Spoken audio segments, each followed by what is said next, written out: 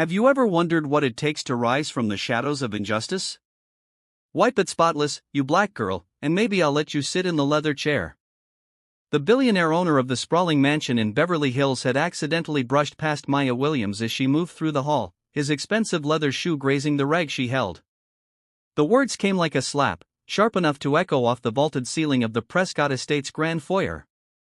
Maya Williams knelt on the marble floor, rag in hand, knees aching. She didn't look up.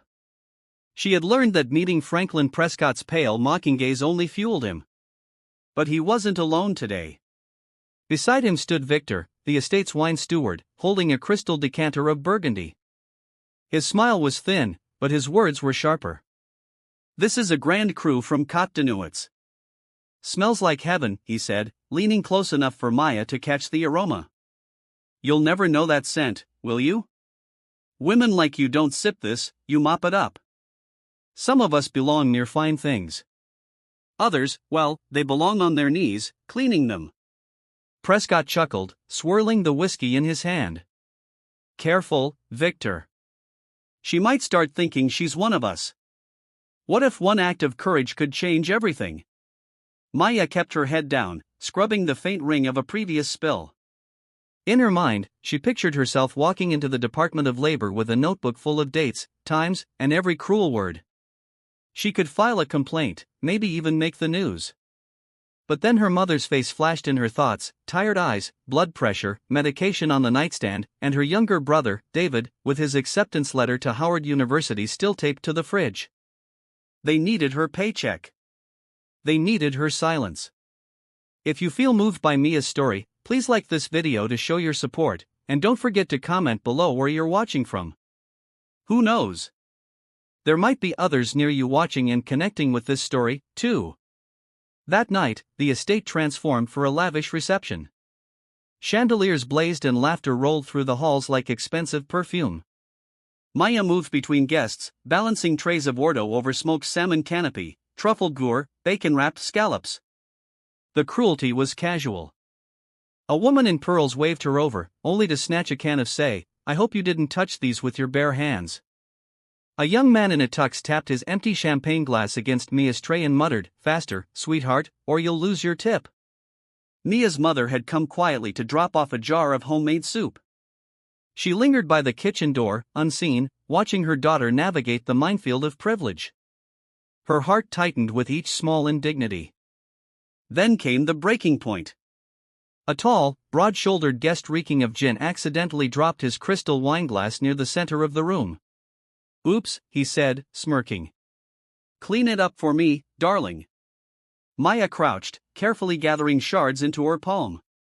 The man shifted his stance, and his polished shoe came down hard, deliberately on her hand.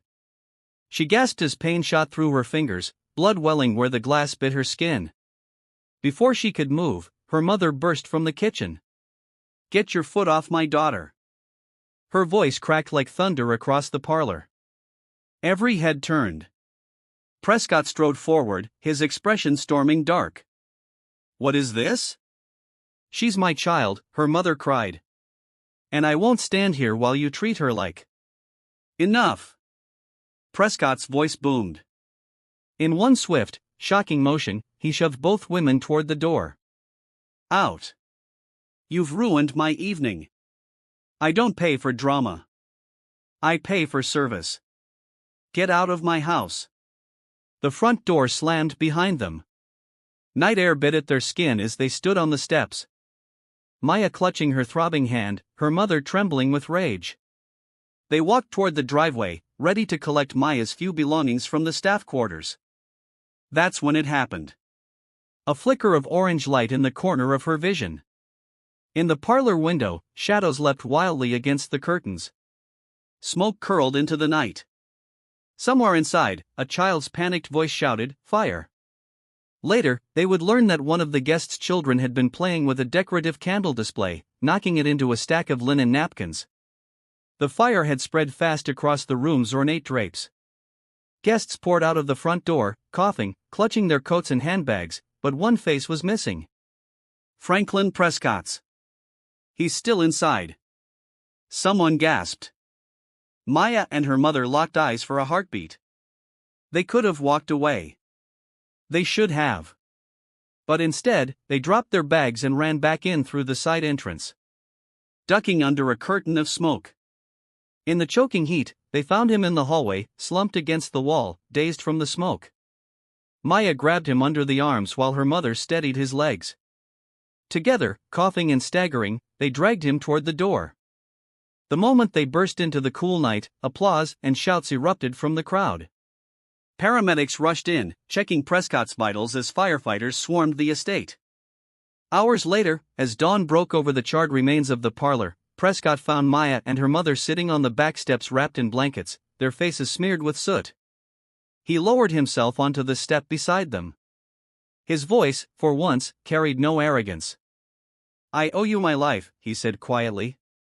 "And I've been a damn fool." Maya didn't respond right away. She looked at him, at the fine suit, now stained and torn, and saw something new. Not humility exactly, but the weight of realization. "I'm sorry," he went on. "For every word, everything I did, I can't change it, but I can try to make it right. From now on, your mother's medical care is covered. Your brother's tuition paid in full. And if you'll have it, I'd like you to take over as head housekeeper. Full authority. No one treats you that way again." Maya studied him for a long moment, then nodded once. "Not for me," she said softly. "For them." And somewhere behind them, in the quiet gray of morning, the first hammer blows sounded not to rebuild the marble floor, but to build something closer to respect. The morning after the fire, the Prescott estate was a hushed shell of its former self. The grand parlor lay charred and blackened, a ghostly reminder of the night's chaos. The scent of smoke clung stubbornly to the heavy velvet drapes, the gilded frames now coated in ash. The estate staff moved quietly through the rooms, each step careful, their faces drawn and pale. Maya sat in the modest staff quarters, the weight of last night still heavy on her shoulders. The burn on her hand had been cleaned and bandaged, but the ache lingered not just in her fingers, but deep in her chest. Her mother sat across from her, stirring a cup of tea with deliberate calm. The same quiet strength that had held their family together through years of struggle. "You did what you had to do," her mother said softly, eyes meeting Mia's. "Some people never learn until they're forced to." Mia nodded, but words felt hollow.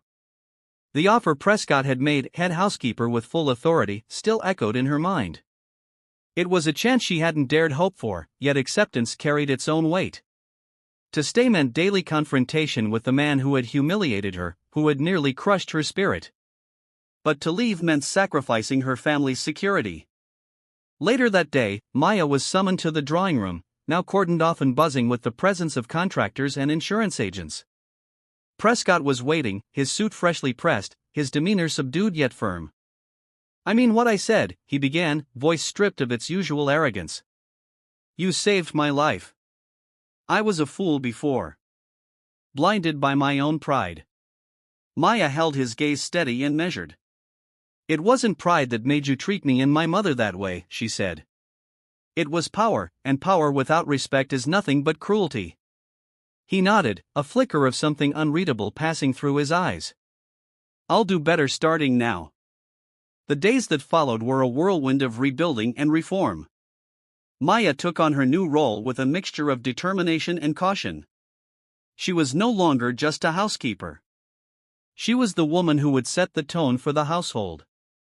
Her first act was subtle but profound. She called a meeting with the entire staff, chefs, cleaners, drivers, and assistants alike.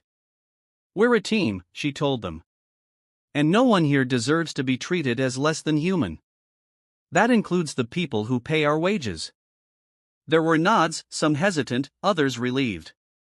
Marcus, the chef who had watched over her during the reception, gave a small smile, a silent vow of solidarity. But not everyone welcomed the change.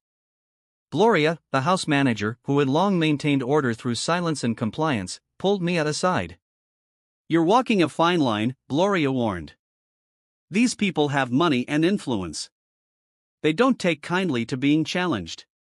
Mia met her eyes unflinching. "Neither do I." Outside the estate, word of the fire and Prescott's fall from grace had spread quietly at first, then with increasing force. The local news whispered of a scandal at one of Beverly Hills' most exclusive homes.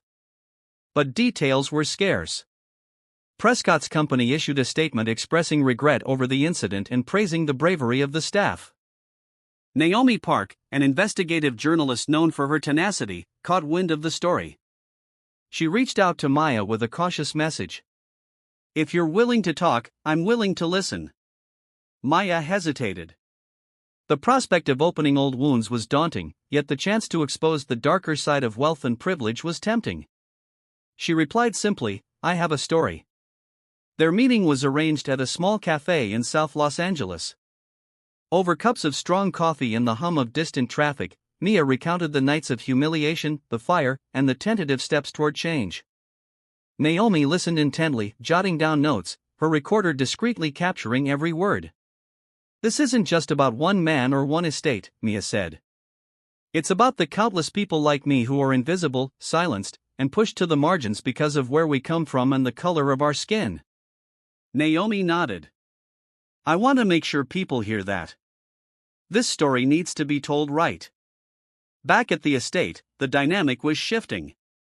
Maya's presence as head housekeeper altered the atmosphere. Staff began to hold their heads higher, and subtle acts of disrespect by some guests were met with polite but firm refusal. One afternoon, Victor, the wine steward, who had sneered at Maya weeks before, found himself the subject of a quiet reprimand when he attempted to belittle a new server. Mia's sharp glance stopped him cold. "Here, respect is not optional," she said softly, yet with unmistakable authority. Despite the progress, Mia knew the road ahead was long. The scars, both visible and invisible, would not heal overnight.